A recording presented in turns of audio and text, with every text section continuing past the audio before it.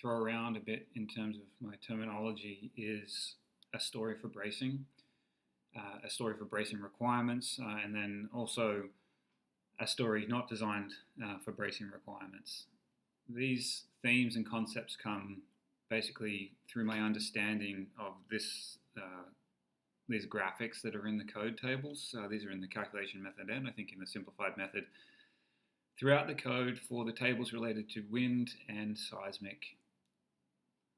The little images here, in my opinion, tell 1,000 words, and basically these are representing stories for bracing. And if those stories for bracing are required, then you're using these types of tables. The way that I understand it is for these three sections, or these three little images here, these are the stories for bracing requirements that are supporting the roof only, to be on a single story house or building, 2-story and 3-story, but again it's just applying to the story that is supporting the roof only. This is the story for bracing requirements that is supporting the roof plus 1 floor. And then finally, thirdly here we have the story supporting the roof plus 2 floors. Now, of course, if we start to define what a story for bracing requirements is, we need to try and define what a story not for bracing requirements is. So that's a little bit harder to define, I think, but there is some language in the code that probably helps. And it basically looks at things that are basements or crawl spaces that could possibly be designed as, possibly be not stories for bracing. And so I'm going to go through SketchUp again and try and provide a little bit of context to my understanding of this. The reason being that the test version of the calculator that I have sent out only addresses stories required to be designed as stories for bracing. It does not address stories not stories for bracing, but it does also address the fact that designers can always elect to design all their stories as story for bracing requirements. Now, that's a bit of word salad. I'm still trying to get my thoughts sorted on all of this, so I apologize. But hopefully the pictures will help a little bit. So I'm going to jump over to SketchUp here. And the first one I've got is what I would consider, the screen is kind of cut out here. See if I can move this, make it a bit easier. There we go. So this is a pretty simple building form, excuse me. And I'm going to consider that this is a slab on grade foundation. I know foundation is a bit of a misnomer for slab on grade, but it makes it easy for us to start to think about how many stories for bracing there are in a building. So the first thing when I'm considering stories for bracing is, what is the foundation type? And then essentially, how is the first wood floor supported, if there is one?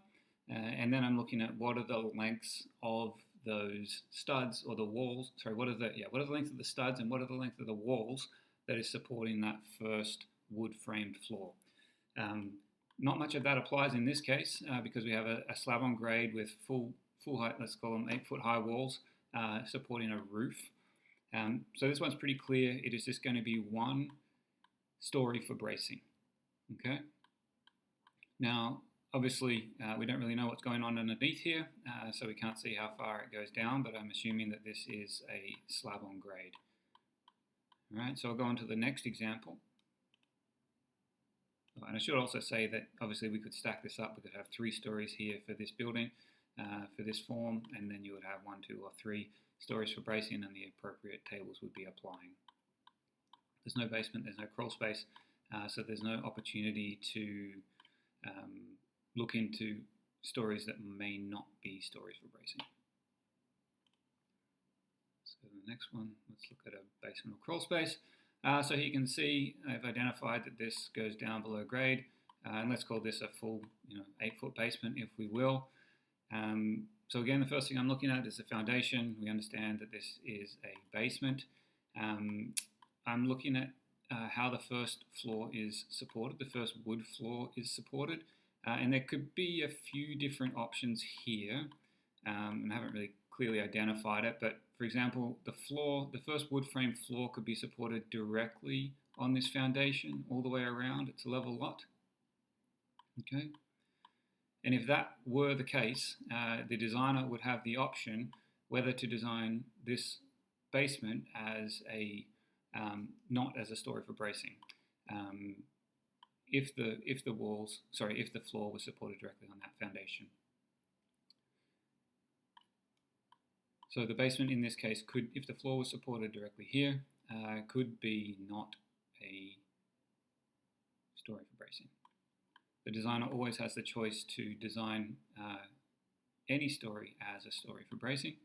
So in this case, depending on what the designer elects to do, you would either have a basement that was a story for bracing supporting a floor plus a roof, and then this floor here would be the story supporting the roof only.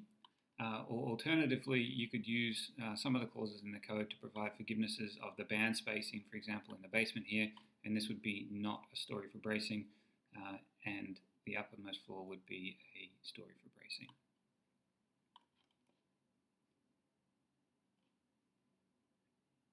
The selection of whether this is a story for bracing or not a story for bracing by the designer to either designate the basement as or not as a story for bracing could have impacts on how many stories are above this. So as you saw on the images from the code, it's only permitted to have 3 stories for bracing requirements. There may be some, pretty low occurring scenarios where you have 3 stories for bracing of the building and then a basement crawl space not as a story for bracing beneath them. But there are quite a few other limits within Part 9 that is going to make that form a little bit difficult to design, but it may be possible. So let's go into the next one. What did I have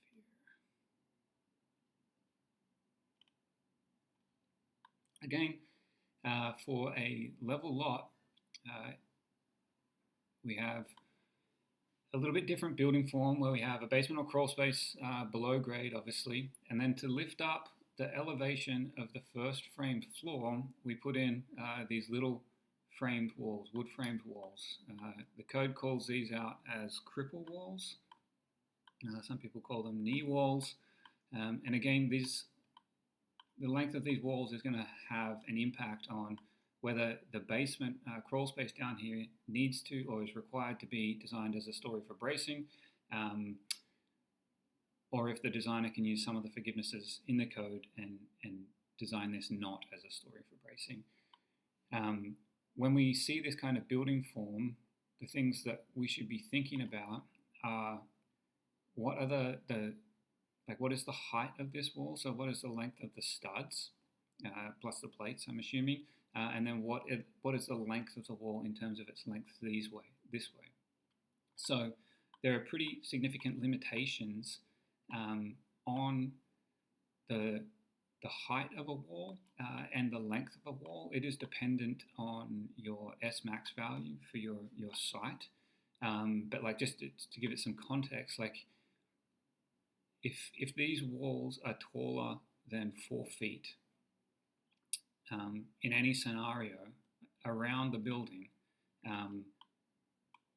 the basement or crawl space must be designed as a story for bracing. So say, for example, that these were 5 foot high, regardless of the length of the walls then, this would be the story supporting roof plus 1 floor, and this would be the story for bracing requirements supporting the roof only.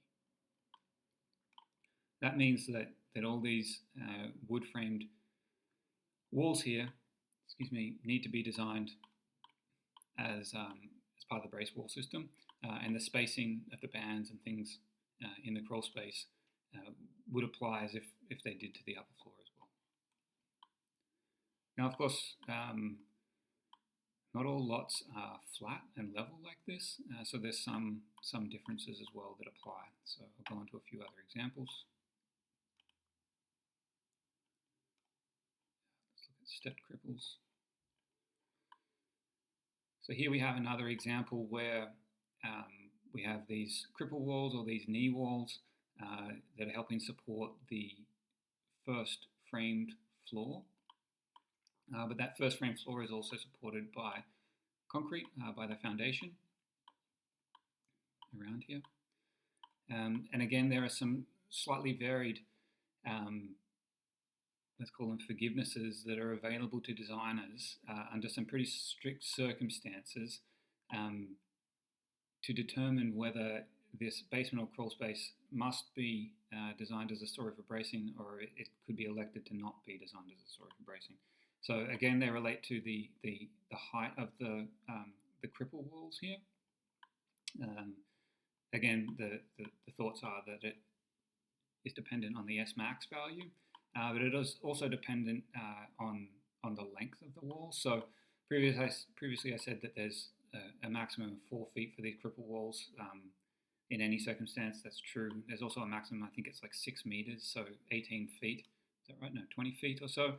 So if you have any wall or any stud or any cripple wall that is going to be higher than 4 feet, or any cripple wall or all the way around the perimeter that is going to be longer than 20 feet, you cannot use the forgivenesses in the code, and the story below grade here, the basement or crawl space, must be designed as a story for bracing. So in that case, if it is required to be a story for bracing, the basement or crawl space would be the story supporting the roof plus 1 floor, and this one up here would be the story supporting the roof only. Finally, we'll take a look at a walkout design. So again, a walkout is a bit of a combination of a basement and framed walls.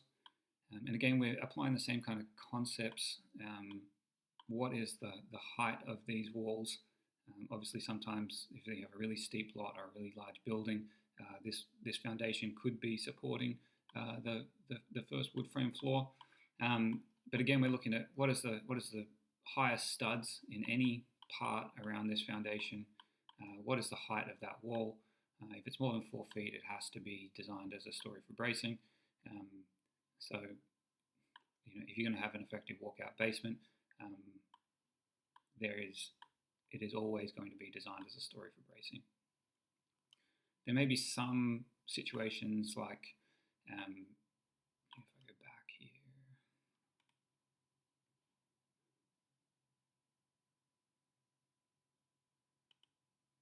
just to address this, like in some situations you may have, say for example that these cripple walls all met the requirements so that this lower floor did not have to be designed as a story for bracing. You may have situations, excuse me, where you have a full height basement. Down here, it's not required to be designed as a story for bracing, but you might have like